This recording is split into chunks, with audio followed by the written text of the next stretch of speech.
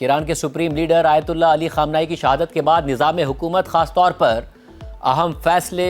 کیسے کیے جا رہے ہیں، حتمی رائے کس کی ہوتی ہے اور اس پر عمل درآمد کیسے ہوتا ہے۔ اس حوالے سے صدر ٹرمپ مسلسل یہ اندیا دے رہے ہیں کہ ایران میں بہت زیادہ تقسیم ہے، اس لیے فیصلے نہیں ہو پا رہے ہیں، اور دوسری طرف سے ایران اس بات کو مسترد کر رہا ہے۔ ایران کے صدر سے لے کر ایران کی پارلیمنٹ کے اسپیکر تک سب نے کل اس بات کو مسترد کیا اور کہا کہ ہم سب ایک ہیں۔ مگر سوال اٹھ رہا ہے کہ ایران کے نئے سپریم لیڈر آیت اللہ مجتبیٰ خامنائی کہاں ہیں اور ان سے رابطہ کیسے ہوتا ہے، ان کے اختیارات اس وقت کون استعمال کر رہا ہے۔ اس حوالے سے مسلسل قیاس آرائیاں ہو رہی ہیں، کیونکہ اطلاعات کے مطابق مجتبیٰ خامنائی اب بھی شدید زخمی ہیں، اور اسی لیے نہ تو ان کا کوئی ویڈیو بیان سامنے آیا ہے اور نہ ہی آڈیو بیان سامنے آیا ہے۔ اور اب اس حوالے سے امریکی اخبار نیو یارک ٹائمز نے ایک تفصیلی رپورٹ شائع کی ہے، جس میں ایرانی سورسز کا حوالہ دے کر بتایا گیا ہے کہ ایران کے نئے سپریم لیڈر زخمی ہیں اور ان کے رابطے کے لیے انتہائی محتاط اور خفیہ طریقے اپنائے جاتے ہیں، اور کوشش کی جاتی ہے کہ ان تک صرف پیغامات کا تبادلہ ہو اور ان سے کسی کی ذاتی طور پر ملاقات نہ ہو۔ امریکی اخبار نیو یارک ٹائمز کی رپورٹ کے مطابق ایران کے سپریم لیڈر آیت اللہ علی خامنائی کی شہادت کے بعد ایران میں ایک نئی اجتماعی لیڈرشپ سامنے آئی ہے۔ جب آیت اللہ علی خامنائی زندہ تھے تو وہ جنگ، امن اور امریکہ کے ساتھ مذاکرات سے متعلق تمام فیصلوں پر مکمل اختیار رکھتے تھے، مگر اب ان کے بیٹے اور جانشین مجتبیٰ خامنائی کا کردار ایسا نہیں ہے۔ وہ ایک پراسرار شخصیت ہیں۔ انہیں مارچ میں سپریم لیڈر منتخب کرنے کے بعد سے کسی نے نہیں دیکھا ہے اور نہ ہی کسی نے ان کی آواز سنی ہے، اس لیے ان کے بجائے پاسداران انقلاب کے جنگی تجربہ رکھنے والے کمانڈرز اور ان کے قریبی افراد پر مشتمل ایک گروہ سلامتی، جنگ اور سفارتکاری سے متعلق اہم فیصلے کر رہا ہے۔ ایرانی سیاستدان اور سابق ایرانی صدر محمود احمدی نژاد کے مشیر عبدالرضا داوری نے نیو یارک ٹائمز کو بتایا کہ مجتبیٰ خامنائی ملک کو اس طرح چلا رہے ہیں کہ جیسے وہ بورڈ کے ڈائریکٹر ہوں۔ وہ بورڈ کے اراکین کے مشوروں اور رہنمائی پر بہت زیادہ انحصار کرتے ہیں، اجتماعی طور پر تمام فیصلے کرتے ہیں، اور پاسداران انقلاب کے کمانڈرز ہی اس بورڈ کے اراکین ہیں۔ نیو یارک ٹائمز نے اس رپورٹ کی تیاری کے لیے چھ سینئر ایرانی عہدیداروں، 2 سابق عہدیداروں، پاسداران انقلاب کے 2 اراکین، نظام کے اندرونی معاملات سے واقف ایک سینئر عالم دین اور 3 ایسے افراد کے انٹرویوز کیے ہیں جو مجتبیٰ خامنائی کو اچھی طرح جانتے ہیں۔ اس کے علاوہ پاسداران انقلاب اور حکومت سے تعلق رکھنے والے مزید 9 افراد نے بھی ایرانی کمانڈ اسٹرکچر کی وضاحت کی ہے، اور ان تمام افراد نے شناخت ظاہر نہ کرنے کی شرط پر بات کی ہے۔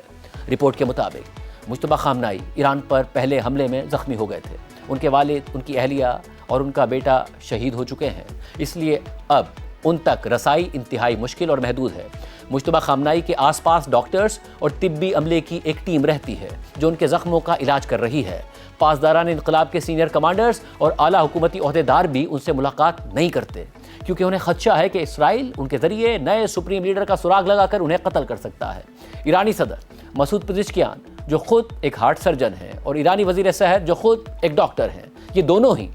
مجتبیٰ خامنائی کے علاج میں شامل رہے ہیں۔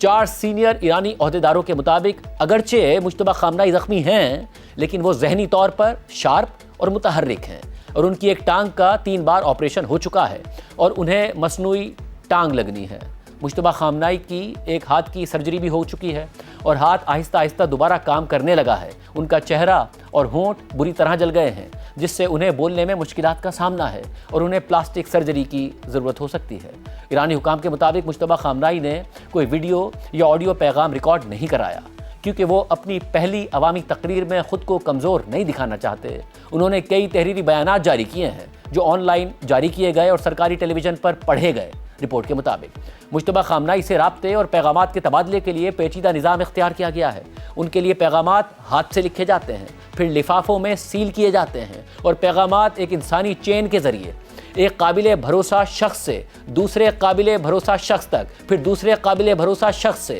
تیسرے قابل بھروسہ شخص تک پہنچائے جاتے ہیں، اور اسی طرح یہ پیغام آگے بڑھایا جاتا ہے۔ یہ افراد گاڑیوں اور موٹر سائیکلوں کے ذریعے شاہراہوں اور اندرونی راستوں سے ہوتے ہوئے مجتبیٰ خامنائی تک پہنچتے ہیں، اور پھر ان کی طرف سے جواب یا کوئی پیغام بھی اسی طرح سے واپس آتا ہے۔ رپورٹ کے مطابق انہی حالات کی وجہ سے مجتبیٰ خامنائی نے فی الحال فیصلے کرنے کا اختیار پاسداران انقلاب کے کمانڈرز کو سونپ دیا ہے۔ اصلاح پسند دھڑے اور سخت گیر عناصر اب بھی سیاسی بحث میں شامل ہیں، لیکن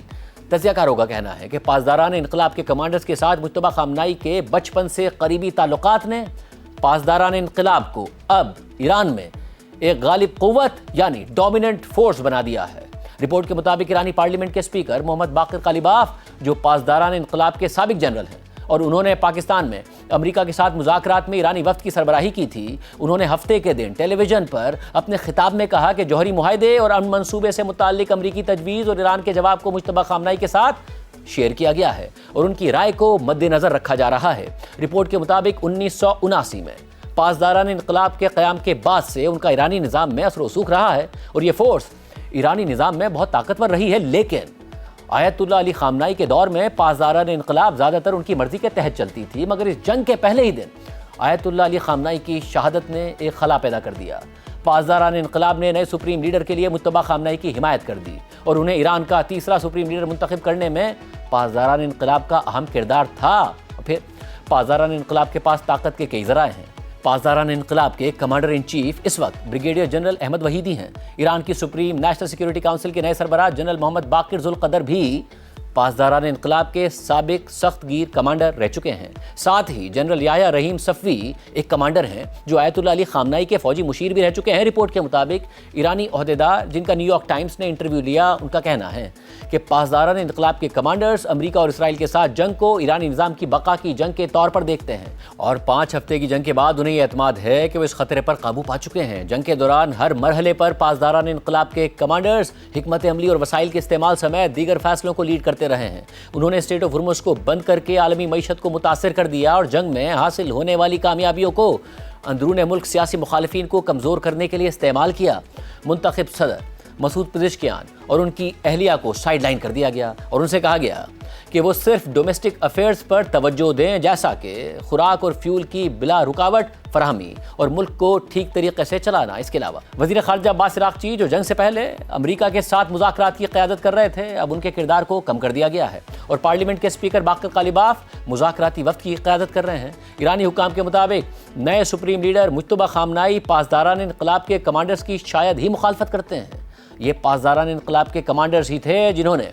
اسرائیل اور خلیجی ممالک پر ایرانی حملوں کی اسٹریٹجی تیار کی، اسٹریٹ آف ہرمز کو عالمی تجارت کے لیے بند کرنے کا منصوبہ بنایا، اور یہ پاسداران انقلاب کے کمانڈرز ہی تھے جو امریکہ کے ساتھ عارضی جنگ بندی پر راضی ہوئے اور امریکہ سے بیک چینل ڈپلومیسی اور براہ راست بات چیت کی منظوری دی، اور انہوں نے اپنے ہی رینکس سے باقر قالیباف کو اسلام آباد مذاکرات کی قیادت کے لیے منتخب کیا، اور پہلی بار پاسداران انقلاب کے کئی کمانڈرز ایران کے اس وفد کا حصہ تھے جو اسلام آباد میں امریکہ کے ساتھ مذاکرات کر رہا تھا۔ رپورٹ کے مطابق نئے سپریم لیڈر مجتبیٰ خامنہئی جب 17 برس کے تھے تو انہوں نے ایران عراق جنگ میں لڑنے کے لیے رضاکارانہ طور پر حصہ لیا تھا۔ انہیں پاسداران انقلاب کے حبیب بٹالین میں تعینات کیا گیا تھا۔ جیسے جیسے وقت گزرا اس بٹالین کے کئی اراکین بااثر فوجی اور انٹیلیجنس عہدوں تک پہنچ گئے۔ مجتبیٰ خامنہئی کے حبیب بٹالین کے دور کے قریبی دوستوں میں پاسداران انقلاب کے سابق انٹیلیجنس چیف حسین طائب اور جنرل محسن رضائی شامل ہیں۔ محسن رضائی کو ریٹائرمنٹ کے بعد اب دوبارہ بلا لیا گیا ہے۔ اس کے علاوہ ایرانی پارلیمنٹ کے اسپیکر باقر قالیباف بھی مجتبیٰ خامنہئی کے پرانے دوست ہیں۔ مجتبیٰ خامنہئی، حسین طائب اور باقر قالیباف سالوں تک ہفتے میں ایک دفعہ آیت اللہ علی خامنہئی کے کمپاؤنڈ میں لنچ پر ملتے رہے ہیں۔ ان تینوں افراد کو ٹرائنگل آف پاور کہا جاتا ہے۔ 2009 کے صدارتی انتخابات سے متعلق معتدل رہنما مہدی کروبی نے الزام لگایا تھا کہ ان تینوں افراد نے صدارتی انتخابات میں مداخلت کی تھی اور نتائج کو محمود احمدی نژاد کے حق میں تبدیل کروا دیا تھا۔ یہ ذاتی تعلقات اب مجتبیٰ خامنہئی اور پاسداران انقلاب کے کمانڈرز کے درمیان تعلقات میں اہم کردار ادا کر رہے ہیں۔ رپورٹ کے مطابق منگل کو جب